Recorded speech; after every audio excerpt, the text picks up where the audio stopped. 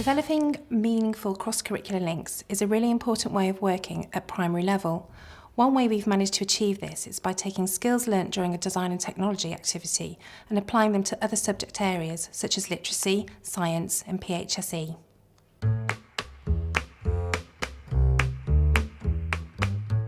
Now, if you can remember, what we've been doing already is in our beautiful bag project, we've been having a little think about looking at existing products, so looking at bags that are all around us, bags for children, bags for ladies, bags for men even, and we thought about who's going to use that bag and what the purpose of the bag is for. Making bags is a wonderful topic for developing children's understanding of products having and needing a user and purpose.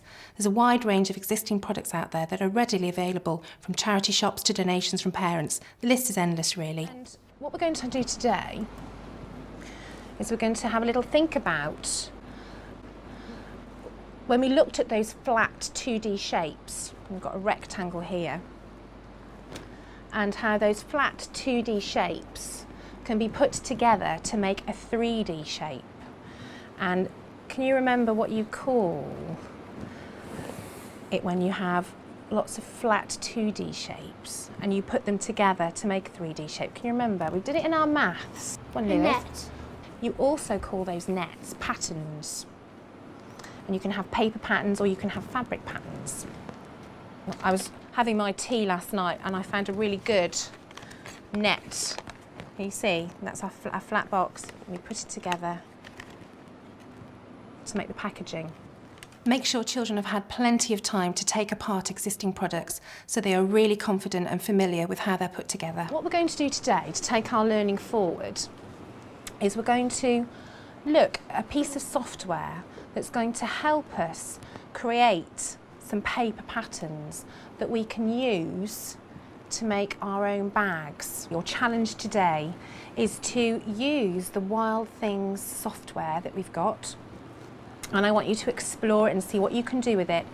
And by the end of the lesson, what I'd like you to do is produce a pattern for a bag. I'm going to send you away now to your computers. Some of you are going to work in pairs, some of you are going to work individually. You'll need to think really carefully how you manage a whole class working on this part of the project. You may want to have pairs, individuals or small groups working on the computers. So 10? Yeah, So 10. your diameter, yeah, try And that. then, Try the it. height of the pocket, That that obviously needs to be smaller than the bag, doesn't it? So should we do that 5 or something? Yeah. Make use of free online computer-aided design software. We're using Wild Things. It's a wonderful programme for introducing primary children to computer-aided design. At school, we very often start off with drawing our designs on paper, but a real designer and real design teams will more often than not use computer-aided design.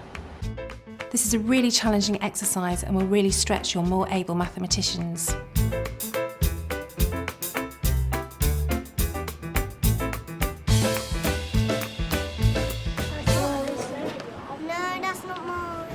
That's the bottom of yours. That's the bottom of yours. Great. So it's really helpful if you have an A3 printer or can print off using the photocopier. But if you only have an A4 printer, the pattern pieces can still be stuck together really easily. We've experimented with the software and you've all managed to print out a pattern that we're going to take back into the classroom now to create a paper mock-up of the bag that you'd like to make. For children who are finding this activity difficult, make sure they're using a simple shaped bag and are using a small number of pieces. And Harriet just showed us how she was thinking of putting the evening bag. So what would you do, Harriet, to place that together? Turn this one over like this and then put this one on. Use paper clips to secure the paper pattern pieces when children are making their paper mock-ups. Don't use glue until the children are absolutely confident their construction is secure. Who's going to try it on? Charles, you come and help Lewis hold it and see if it's the right. You could put a paper clip to mark it. That's a really good idea. Paper clips, you can put them on easily and take them off easily.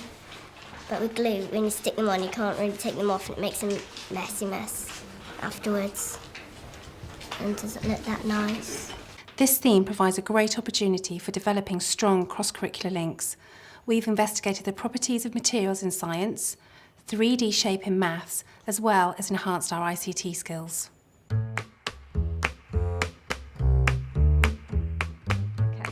Right, children, now if you remember, recently we've been designing our own bags, haven't we? Okay. And when we've been designing our own bags, I've given you something called wild cards, haven't I? So can anyone tell me what I mean by wild cards? Beth? They're like constraints to tell you what you need to include in your design. Well done. Normally, I use wildcards through design technology, but they can also be used through other subjects. For example, today, I've used them through literacy. We've been looking at a variety of different adverts. Can you remember the type of adverts that we've actually been looking at over the last week or so? What different type of adverts? Chris? Adverts on television. Maddie? Newspapers. Lily? Magazines. Children really need that previous experience of reading existing adverts where they can analyse the organisational and language features. What were the different constraints that you were given when you were designing your bag? What did you have to think about? What was our design criteria? Emma? Size of the bag. Brilliant, yeah. Beth? Appearance. Appearance, Rosie? Who it was for. Who it was for? Type of bag. The type of bag. Its purpose. And its purpose. Brilliant, okay. So now you're going to go away and you're going to brainstorm your ideas for your own advert for the bag that you have chosen on the table. You have your constraints, include them in your brainstorm, use your checklists, all right? If you remember, we've got words like alliteration, using a motive. Create checklists for each of the persuasive genre. This can be done with the children while analysing existing adverts. Let's see some really good cooperative planning. 20 minutes, off you go. If you got a dirty bag, do you need a new one? Do you need a new bag? Yeah. Do you need a new bag when they actually really don't? What's the next one? The wildcards can be used to differentiate. For example, for the more able, you can add more constraints, but for those children that need more support, you can add more detail about what needs to be added in the advert. We've got to have a semicolon, a colon, comma, a full stop and brackets, and Strong adjectives which are durable and luxury. And what we're going to do now, we're going to swap our work and we're going to evaluate each other's work against a checklist, all right, to see how successful we have been. All right, so this is where we've got to be a critical friend. What do I mean by critical friend? You help the other person, well, the other group, understand what they need to improve the bag next time they do it. Absolutely. So next steps, you need to use more emotive language, or have a look at that sentence. How could it be improved? Using peer-to-peer assessment is a real powerful tool that you can use in the classroom to develop independence. Children can use critical friends to evaluate and analyse their work against a given criteria.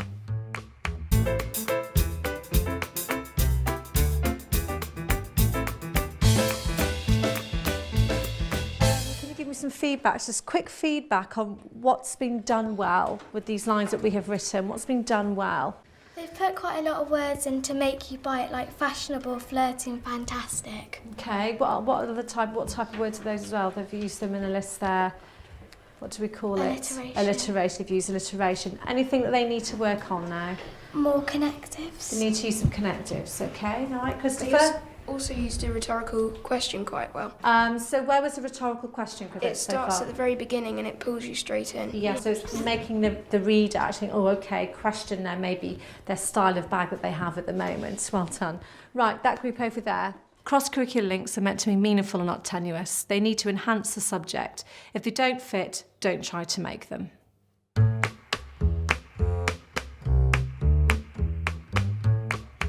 Finding examples of bags that have been made from recycled materials is really easy.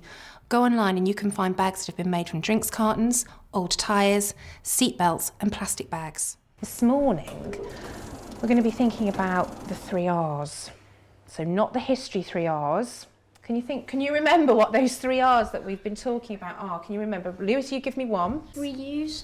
Reuse. Reduce. Yes. Recycle. Recycle. Let's reduce, reuse. In PHSE, children need to experience being responsible citizens. This project allows them to practice reducing, reusing and recycling firsthand. And I've been online and I've found some fantastic examples that we can have a look at this morning. And I've actually got some examples that people have made themselves from reusable materials that they've recycled. And I'm sure you're going to be like me, you won't believe what bags are made from. Now, I've seen these in lots and lots and lots of shops at Christmas time in particular, so have a closer look.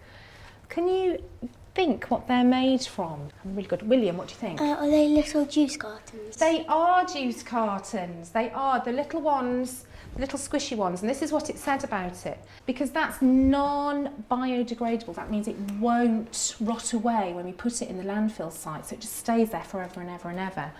And it litters the streets, and it just sort of stays there, and it's just not very nice. So that is a really good example how something's been reused and recycled. Charles, if you'd like to empty the big bag of our salvageable materials and we'll see what we've got. Brilliant, thank you. So I want you to sort through it, have a look, really look at the fabric, see what is going to be really good for your bag. Work smartly and use science to help the children find out about the properties of the materials they will be using. They can find out if they're waterproof, how strong they are, and how durable they are. What can I do? What do you think I could do? What would I do, Jade? You should do a science experiment and see if it's waterproof or not. So you could use it for an outside bag, and if it wasn't, you could just use it for a shopping bag. A shopping bag. I think that's a really good idea. So you could choose 2 or 3 materials to test, which would be the best one. This is a great opportunity to develop children's speaking and listening skills. They need to be able to offer clear explanations using appropriate vocabulary. What do you think this would be good for? You'd use it inside of a bag because it tears easily, so you wouldn't want it outside, and it would. It's not really waterproof, so Absolutely. you'd have it so in a bag that you put lots of like precious stuff in because it wouldn't smash in the thing because it would just it has protection. It would It's nice and protect it. It's very soft. What else might you use sort of quite thick material for? Lots of layers of material for? Insulate.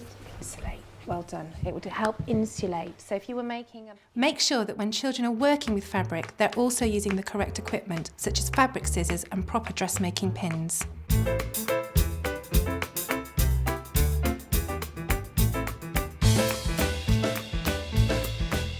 The thing is, I've said to Bethan, what you've been doing today, perhaps you don't realise, but in our own small way, we've been doing lots of work towards being responsible citizens and doing our little bit towards recycling and reusing and improving the environment. Did you realise that when you were doing your work? Did you realise? Did you think that, oh, actually, Quite fun. it's quite fun. It's quite fun, all this recycling. It doesn't have to be boring. It doesn't have to be just about taking your rubbish to the recycling bin and forgetting about it. It's about trying to be creative and using something and making for something else. So well done. What you need to do now, this is really important. Conclude this project with a celebration assembly. Invite classmates, teachers and families to share in the children's learning.